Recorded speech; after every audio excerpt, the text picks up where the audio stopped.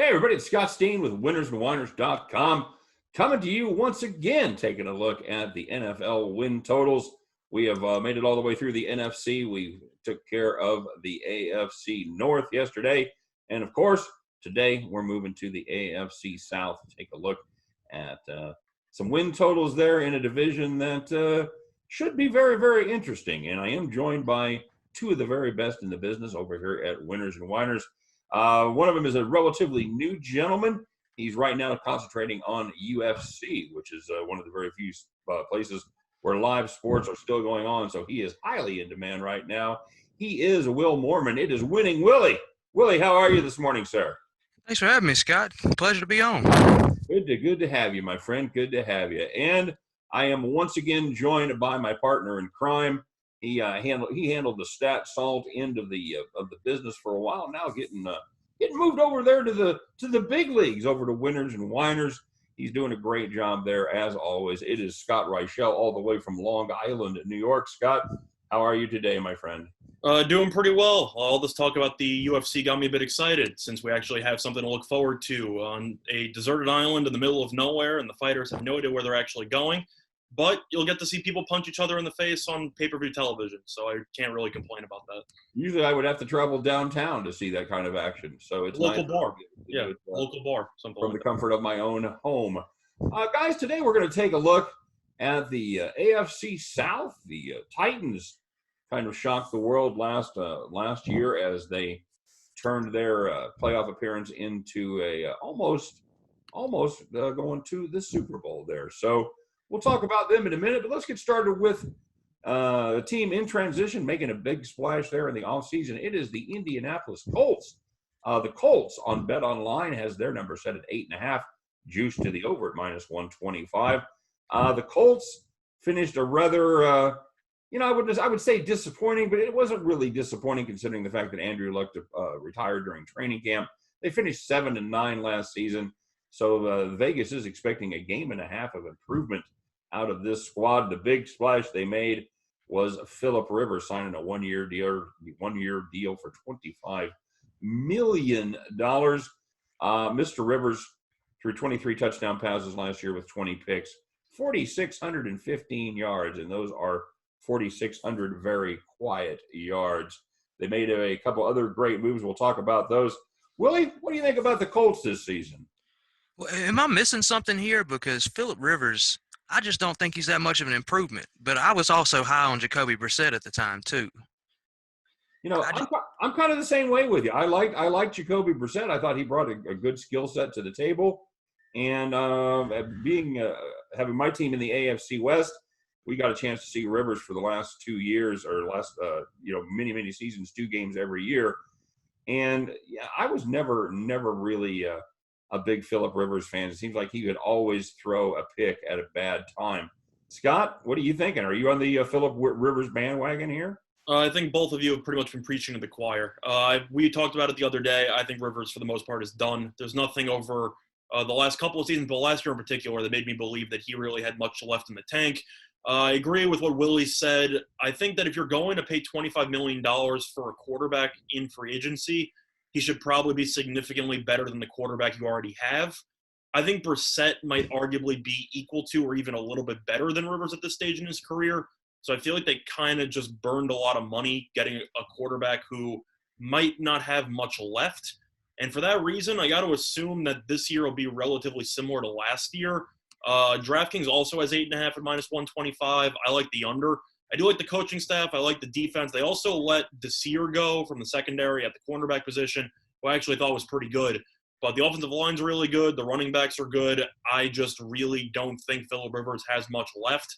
And their receiving core is okay. I mean, T.Y.'s had some injury issues over the last couple of years, and he's still solid. But I'm really just not that impressed by some of the moves that they made, especially with Rivers. So for me, I'm going to take the under. I think they'll go 8-8, not 7-9. I'll take the under. Well, they were spending money like a rich relative died. They brought in DeForest Buckner from the San Francisco 49ers, promptly gave him an extension at $21 million a year. They brought in Xavier Rhodes. Basically, they swapped out Xavier Rhodes for Desir, which I don't think that was a great trade at all by any stretch of the imagination. And I'm with you. They've got some talent, a little bit of talent in the backfield. They've got T.Y. Hilton, who has struggled to stay healthy the last couple of seasons. And here's how it breaks down for them. They've got home games against of course, against their division, but the out of division home games are the Ravens, Bengals, Packers, Vikings, and Jets. Out of that crew, I could generously see them getting 3 wins. On the road, they face the Browns, Steelers, Lions, Bears, and Raiders. Not exactly an intimidating crew. Let's say they go 3-2 there as well. That leaves them needing to go 3-3 in the division to get to 9. Oh, let's give them a victory over Jacksonville, and probably no victories over Tennessee. Maybe 1 victory over Houston. I think they struggle to get to that 9. I'm going to have to go along with Scott here. I don't think they get over 8.5. I like the underplay in this one. The market obviously is going the other direction with it being juiced to 125. Willie, what say you? Well, they got an extremely tough schedule, I would say, as far as their non-division games. I see Packers and Vikings on the schedule, and it's just going to be tough sledding for them. Maybe Phillip Rivers does have that rejuvenating season here, though. Who knows? He is very Andrew Luckish. We'll see. And we kind of lumped these guys together yesterday. We talked about Brady, Rivers, and Ben Roethlisberger. Here's kind of an off-topic question. Which of those 3 guys has the best season? Willie, what do you think? Probably Ben Roethlisberger. You think Ben is back? I would like to think so. I may be wrong, seeing as he's just getting older as the time goes on. But Scotty, are you on the TB12 Express? Well, I gotta ask you just briefly to clarify the question. Do you mean statistically or team success based? I'm gonna say statistically. I'm gonna go with Roethlisberger. Yeah, I'm probably gonna go with Roethlisberger there. Brady does have the weapons, which is a bit concerning. But with Big Ben and just what he's done with Pittsburgh normally, he throws the ball all over the place. So I think from a yardage perspective, I got to assume Big Ben's going to lead out of those 3, assuming he can stay healthy. Big if, we talked about that yesterday. But for me, yeah, I would probably go Big Ben there. I really just don't think Rivers has much left. All right. Now, personally, I think it's going to be Brady, because I just think they're going to throw the ball a lot down there. I think it's going to be a situation where they're going to have to throw the ball. They're going to be behind, and I think they're going to throw. So yeah, that'll be interesting to see how that plays out. Well, so by the way, sorry. Quick question: the under 8.5. What's the plus on Bet Online that you have over there? I just put the wrong side of that. I believe it was. Well, I don't remember what the gap was. I'm thinking it was plus 110. Okay. Somewhere in that neighborhood. I'm asking because DraftKings has plus 103 on the under, so I was kind of curious. But if it's plus 110, I would grab that based on value. So I think we're all in agreement on this one. Everybody says we're going to go under here, right? Yeah. Okay. Yes, sir. All right. So now moving on to those surprising Tennessee Titans. They threw a little scare into my Kansas City Chiefs last year before ultimately succumbing to the greatness that is Patrick Mahomes. The Titans went 9-7 last year. This year, they have their win total projected at 8.5, minus 110 on each side, according to Bet Online, which makes them a little longer shot to get there than the Colts. They had an interesting off season. They cut Cameron Wake. They got rid of Ryan Suckoff, Deion Lewis, and tight end Delaney Walker. They saved $18 million. They needed some of that money to give Ryan Tannehill a 4-year extension, $116 million, 62 guaranteed. Scotty, what do you say about the Titans, buddy? For me, well, first of all, DraftKings has the same exact lines there. I like the over. I think this is kind of a no-brainer play for me. The point is that Tennessee was the class of the division last year, and Houston got worse. I don't think the Colts got much better, and Jacksonville we're going to get into a minute, but I don't expect many bright things from them over the course of the 2020 season. For me, I got to go with the over here. They did let some people go, but Delaney Walker's had injury issues, and Jonnu Smith kind of showed himself as a capable tight end in the league. Is Tannehill overpaid? Yes, but at the same point, he did definitely have a very solid year, career year for the most part with the Titans last year, as he almost carried them to a Super Bowl. If Derrick Henry can stay healthy and he stays relatively the same guy, I don't really think many defenses can stop him. That offensive line is still really good. And for that reason, I'm going to take the over. I think they should win 10 games again. I'll take the over. All right, very good.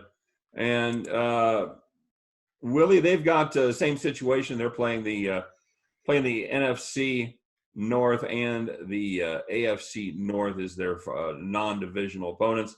At home, they've got the Browns and Steelers. Let's call those a couple of victories. They also have the Bears, Lions, and Bills. I think they pick up another victory or two out of that. Let's conservatively say they go 3-2 at home. On the road, they have the Ravens, the Bengals, the Vikings, the Packers, the Broncos. That sounds like 2-3 to me all day. That leaves them at 5-5, needing to go 4-2 in the division to get to 9. Willie, does that happen? Well, looking at this schedule, I really think that they could easily run out their home games. They could easily run that slate out undefeated with the Texans, Colts, and Jaguars, of course, in the division. You know, it's a down year for this division. It appears. And I don't see how they don't cruise to the over here. They're coming off of a great season. I see the over at even money right now for some reason. Yeah, it's -110 on both sides. Yeah, and like I said, I conservatively marked them at 3-2 at home. I could see easily 4-1, beating the Browns, Steelers, Bears, and Lions, losing just to the Bills. Although going 5-0 is certainly a possibility. They're in pretty good home environment. They're in Nashville with Derrick Henry. I don't see I've got to think this is going to be the class of the division. I think both the Titans and the Texans, who we're going to talk about next, I think they're both going to be down. I like the over 8.5 on the Titans as well. Does everyone agree with that? Well, the only thing that hurts them, I think, is the fact that everybody knows what to expect from them now. They know that Derrick Henry's getting the ball 30 times. But can they stop him? They knew that in the playoffs, and then they still made it to the AFC title game. So, right. Plus, one thing to mention, though, one person who really impressed me last year was Mike Vrabel. I thought he really did a great job with that team. I was a little bit skeptical earlier on in the year. There was that one game they lost. I forgot to who, but Suckup missed 4 field goals, and they threw him out there for a 56-yarder or something. And I really thought that he kind of messed that one up. But if you watched him down the stretch, he knew exactly what his team needed to do to win. And I think he might be the best head coach in the division. Frank Reich could probably put up an argument there, but I just think Tennessee's more talented. So for that reason, I have to assume Tennessee should win at least 9-10 games. So I like the over. Somebody's got to win games in that division, and I think that somebody is going to be the Titans. I think that somebody will not be the Texans. And let's talk about them a little bit. They won the division last year with a 10-6 record, and Vegas is not impressed by the offseason moves of Bill O'Brien, as he wears the 2 hats, both of them poorly, as a head coach and general manager. They have set the total at 8, and that is juiced to the under slightly at -115 at BetOnline.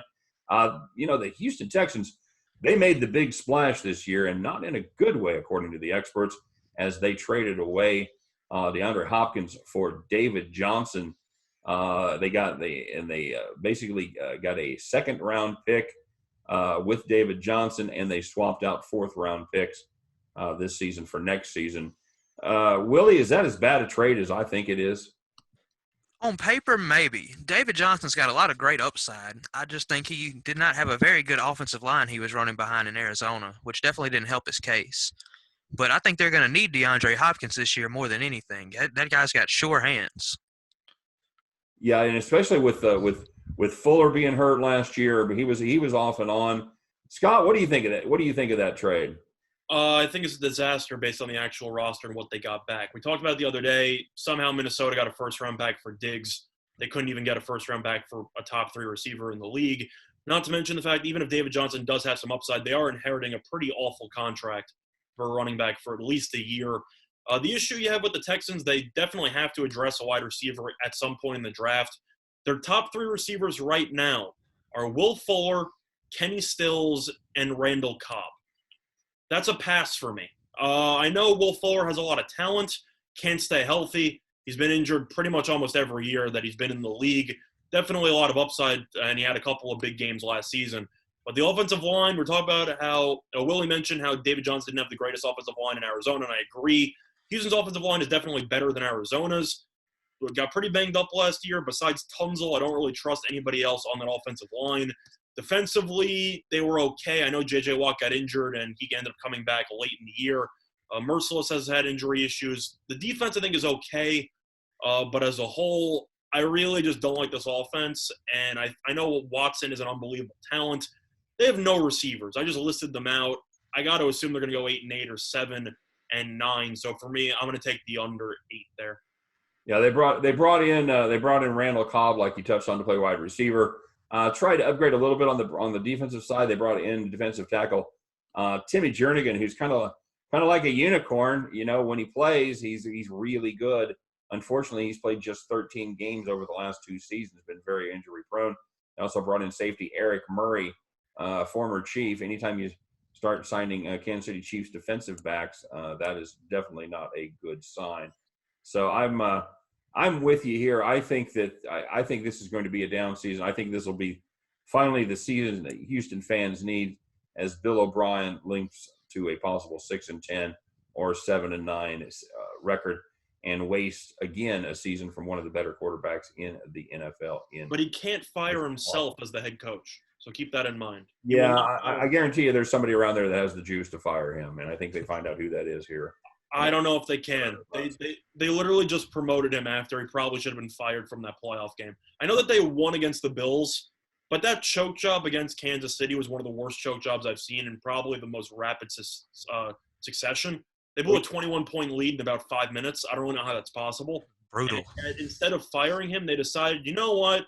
We're going to put you in charge of all of personnel. I don't know what they were thinking, but they definitely are most likely going to have a down year for that reason. I feel bad for Watson. That's all I'm saying.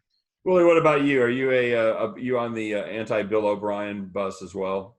Most definitely.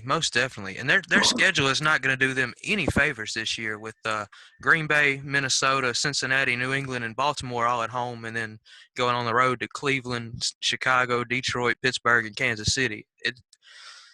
They have the 8th toughest schedule in the league coming up according to the NFL strength of schedule rankings, and it's going to be a tough sledding for Houston this year.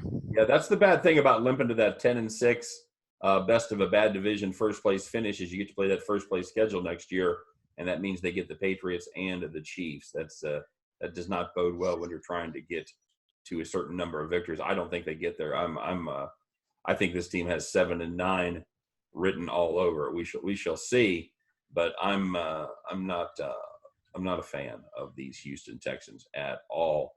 So that leaves us, my friends, with the Jacksonville Jaguars. Assuming one more year they're actually going to be playing in Jacksonville. We'll have to wait till mid-season before all the rumors start about what city they will be moving to. But for now, they're still in Jacksonville. They finished 6-10 last year with a number set similar this year at 5.5. Juice to the under pretty seriously at -135. The Jags, they did pick up Tyler Eifert from the Bengals, but he's only played he played 16 games last year, but over the previous 3 seasons, very injury prone, played just 14 games. They did ship Calais Campbell and Nick Foles, freed up some cap space. It looks like they're still playing the long game. They don't appear to be quite in win now mode. They do have some fine young players. Very solid receiving core, very underrated receiving core in my book. I think DJ Chark took a big step forward last year, probably just below the level of elite receiver. I also have D.D. Westbrook and Marquise Lee. And the move that I like for this defense, they are going to be able to move Miles Jack to the weak side. That's more his natural position. So they're doing a lot of things right. I just don't think this is their year. Scott, can they get to 6? For me, no. I know DraftKings has over/under 5 at -110 on both sides. What did you say the number was? I've got it 5.5 juice to the under at -135. It's a lot of juice, but I think this team's going to be terrible. Based on the offseason moves that they made, it's one thing if, they traded Ramsey in the middle of last season. They're clearly playing the long game. They traded A.J. Boye and Calais Campbell for pennies on the dollar. This team clearly just doesn't seem interested in winning right now. I know Minshew looked decent at times. Of course, he had some rookie struggles, which was expected. I thought he looked pretty good for a rookie quarterback. But as a whole, I like the receiving core. I Chark my fantasy team, so I think pretty highly of him. But overall, this team's clearly the worst team in the division. There's not really much to be excited about. You also have to look at their upcoming schedule over the course of the entire season and wonder how many games they're actually going to be favored in. I don't know if they're going to be favored in a single game in their division. And for that reason, I got to take the under. I think this team's probably going to end up going 4-12, so I'll take the under. Yeah, I've got them at home facing the Browns, Steelers, Bears, Lions, and Dolphins is going to be their fourth place game. The Lions, maybe they'll be favored against the Lions at home. I don't even know. I've got them at 2-3. I've got them picking off the Lions and the Dolphins there. Okay. Perhaps the Browns. I think of those three teams, I think they have a shot at winning two of those games. And then away they face the Bengals, which should be a close game. And they've got the Ravens, Vikings, Packers, and Chargers. None of those games they are likely to win. I've got them 1-5 on the road. That leaves them needing to go 3-3 in division play. I don't think so. I don't think that this feels more like 2-4. This feels like a 5-win team to me. Very close though. Willie, what do you think? Are they going to be able to get to 5.5? Well, I'm seeing 4.5 with even 110 on either side. And if it's at 4.5, I think they could possibly squeeze that out because they do have 9 picks in the draft with 2 first-round picks. It'll be depending on how they draft, obviously, because they have a lot of holes and they've got to plug them. Which book are you using for the 4.5? I'm not even sure. I'm looking at a Sports Illustrated article, whoever they were using. Okay. All right, so that we usually try to slip it in at least once a show. Especially when it comes to betting season totals for baseball, football, make sure you shop your lines because there will be a significant difference in the price. There'll be a significant difference a lot of times even in the number. Hey, let me throw a question out to you guys real quick. With the success of Pat Mahomes and the guarded success of Gardner Minshew last year, are they going to start to look a little better at system quarterbacks? Because, it was always these throw-heavy systems that they played up there at Washington State and then, of course, down there at Texas Tech with Mahomes. And they've always kind of discarded these guys as being product of the system. So are these two gentlemen leading the way to show that maybe system quarterbacks could have some success in the NFL? Well, I mean, they definitely look a lot better than they did previously. Then again, Jared Goff also played in a system like that, and he pretty much got exposed after his huge contract. So you're not going to win them all. I'm definitely been impressed on what I've seen by Minshew so far. It's kind of tricky, though, based on where Jacksonville's headed. I thought they were going to fire Doug Marrone roughly 2 years ago, and yet he's still there, and he's probably not going to be back next year. So you got to wonder if they completely try to revamp the offense in the future as they build they build with the draft picks that they have, as Willie pointed out. Overall, it's definitely a good sign, especially with the pass-heavy focus now that the NFL is adapting and how running backs are kind of becoming interchangeable. So I definitely think it will be more pass-heavy, and I think that will help out in the future. But at the end of the day, I think it really just comes down to how well individual prospects can slow down the speed of the NFL. Anybody can look really good in college if you have a lot of talent around and you're playing against, really underwhelming defense. If you play against Rice defense and you torch them for 50-something points, that's one thing. Then you have to transition to play the Ravens on a Sunday. I feel like it kind of depends on the individual player. But as a whole, I definitely think that front offices will start targeting these spread no-huddle quarterbacks more frequently in the future. What do you think, Willie? You feel about the same way? Well, Gardner Minshew had the right coach in college with Mike Leach. Mike Leach is great at molding quarterbacks, but you got to wonder if he's kind of going to hit his ceiling here early because the coaching's just not there in Jacksonville. I'm really wondering, are they going to be tanking this year in hopes of shooting for Trevor Lawrence? Yeah, then that is the rumor. That is the talk down there in Florida about whether they're going to be tanking for Trevor. So we'll have to see how that season goes. Do you like Minshew as a potential NFL quarterback, or do you think he's more of a backup? I think he's probably the 35th best quarterback. I think he's a borderline starter for bad teams. At least what he showed last year. I think he's a good backup. I think he's a below average starter. That's fair. I was a little bit higher on Minshew personally, just based on the lack of offensive line talent around him. But overall, for rookie quarterbacks, especially late round picks like what Minshew was, I feel like the expectations aren't that high. And if you compare him to the other rookie quarterbacks, I know Kyler Murray won Offensive Rookie of the Year and everything. Minshew actually looked pretty good. I think the issue, though, that I touched upon before, I don't really think Doug Marone's the guy.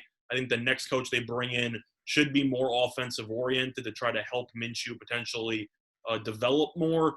Not even just including Trevor Lawrence. You also should have Justin Fields coming out in the next draft. So you definitely have a lot of prospects there. I agree. I think Jacksonville shipping off two of their best defensive players during the offseason is kind of proof that this team isn't really in win-now mode at all. And for that reason, I also feel bad for the fans of Jacksonville. I understand why the stadiums are empty because their teams aren't any good usually, and I feel bad for them. But overall, I got to go with the under here. Yeah, I'm feeling that as well. I think 5 is a real possibility. If you're finding 4.5 somewhere, I might be tempted to play a little over spot there. But I think anything at 5 or 5.5, especially, I think this is a 5-11 team. I'm on the under there as well. Does the juice scare you off at all in the under at 135? I don't love it, but I think the probabilities still work out. At minus 135, what do you need? About somewhere in the 68-70% probability range. Yeah, probably. And I think that's probably pretty close to accurate. I think that's a pretty fair play. I think that's a pretty fair assessment of this team. I just don't see where the upside is. They do have a very difficult non-divisional schedule, and they've done themselves no favors there in the North. So, yeah, I don't think this is going to be Jacksonville's year, and I don't think anybody expects it to be Jacksonville's year. Well, one more thing, though, brief point before you actually take this prop. Willie mentioned it before. They do have 2 first-round picks. They could hypothetically trade up and potentially take a quarterback. I would wait to see what they actually do in the draft before you hop on these picks. If they end up trading up for a quarterback like maybe Tua, I would still take the under because that doesn't change the fact the rest of the team isn't very good. If they draft maybe an offensive lineman, maybe a defensive lineman, something like that, maybe you can reevaluate. But at the same point, I don't expect this line to change one way or another based on who they draft. So I would just wait it out a couple weeks, see what they do during draft day. If you like the picks, you can not take it. If you don't like their picks, take the under. That's kind of my advice for you. I think that's fair. You're going to get a pretty good idea of the direction they're going by what they do in the draft. I think you're absolutely right. Willie, what do you think? Over or under on this one? Well, like you said, I think it depends on where you find the number at as to where you want to play it. But the beauty of this draft class is that there are so many good quarterbacks that it would be very plausible to find a starting quarterback in the 4th or 5th round. Who you like? You got a sleeper that you got your eye on?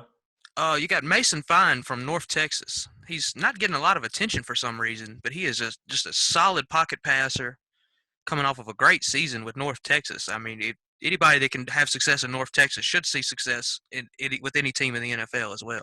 Yeah, the Mean Green was a pretty good team to us there on occasion. They definitely took care of business, and yeah, I do. That's a great pick. I do like Mason Fine quite a bit. I think he'll make somebody's roster coming this NFL season. So yeah, if and when we have it, but we are all about optimism around here that they will be playing NFL football this year, and I think the NFL would really like to play this year. That'd be my guess. So let's review here real quick. In closing, we are all on the Jacksonville Jaguars at this point to go under. Keep an eye on what they do in the draft before you load up the house. Maybe just bet a little lunch money on it right now if you want. For 5.5 there. Really at 5.5, right? I think we all feel they're probably going to be in the 5 range. I think we are all anti-Houston Texan. We all feel they will finish under the total of 8. Correct, gentlemen? Yes. I thought you said 8.5 on Bet Online. No, I got 8. The Titans are 8.5. Yeah. Then I still like the under there. Okay. Very easily to the under. And on the Titans 8.5, I think we were all on the over there as well. Correct? We all thought that was going to be the class of the division. Yeah. I mean, someone in that division is going to have to win games, and I think Tennessee is the safest pick to do so. And none of us are the believer in Phillip Rivers and his 113 children will have any effect on the Cincinnati Colts and the Indianapolis Colts in a positive way. We all thought that they were due for maybe not regression, but somewhere in the same neighborhood of the 7-9 that they finished last year. So we all agreed the Colts would go under. Correct? Yes. So for a brief translation, for those of you just joining us, this division is going to stink. Yeah, that's basically my summary for what happened. Is this the worst? Is this the worst division in football? Is it worse than the NFC? I was actually going to ask you that when we started this thing. I'm actually glad you brought that up. There are just a couple of question marks there with Indianapolis. Could they be good? I like their overall roster besides the quarterback position. So I think they could be decent. I think it's probably between them or the NFC East, and I'd have to say this division's worse because I just think the Eagles are better than the Titans. So I'd probably say this is the worst division. Willie, you agree? It's definitely one of the AFC. Is it the East with the Patriots? That's true. That division should be down this year as well, depending on what the Patriots end up doing at quarterback. Yeah, the Bills might be good though, so nobody really knows. Right, and that's kind of a preview for tomorrow because we're going to be joined by one of my favorites, Tom Barton of the Sports Garden Network. He's going to take a look at the AFC East with us. He's a East Coast guy there in Long Island, New Jersey. So I think he's a Jets fan, which is kind of why I wanted him to do the AFC East with us. So that'll be fun. But for today, yeah, you got stuck with the AFC South. We hate it. We think they're going to suck. So take the Titans and load up on them to win the division would be our official play here. Well, guys, I appreciate you joining me today. We have as always, had a lot of fun. We broke in a first timer. We broke in Willy Moorman. Willie, you acquitted yourself well. Thanks very much for stopping by. We appreciate it. Oh, thanks for bringing me on, man. It was fun. Absolutely. And Scott, any more online poker bad beat stories? You doing all right there? No, I ended up watching Heat. I was a man of my word. I didn't do what you did and watched all of the Marvel series. I didn't have the time for that. But I did watch Heat. Good movie. I spent other time looking at some of the NBA 2K lines that were updated. I feel kind of robbed, though, because I found a game that I really like. I was going to load up on it, and then the max wager was $30. So I pretty much wasted a decent amount of my time. Other than that, though, can't really complain. Glow. It's a lot of fun. We've all got weird downtime that we didn't expect to have. So, yeah. For myself, for Winning Willie, for Scott Reichel, we appreciate you guys stopping by. As always, hope you learned a little something. Hope you had a little fun. As always, stay healthy, stay well, stay home, everybody. Things will be back to normal. The more you do it now, the less we'll have to jack with it in the future, all right? You guys take care. For all of us here at winnersandwhiners.com. Once again, thanks for stopping by. Don't forget to drop us a comment in the comment section. Stop by winnersandwhiners.com. Still got some great content up there, especially a little article from Willie on UFC 249. Very, very sharp gentleman as far as UFC goes. So if you want to see something live sports and predictions on what's going to happen, check out that over there at winnersandwhiners.com. Again, thanks for stopping by, everybody. Have a great day. My name is Scott Steehn, and we'll see you tomorrow. Take care.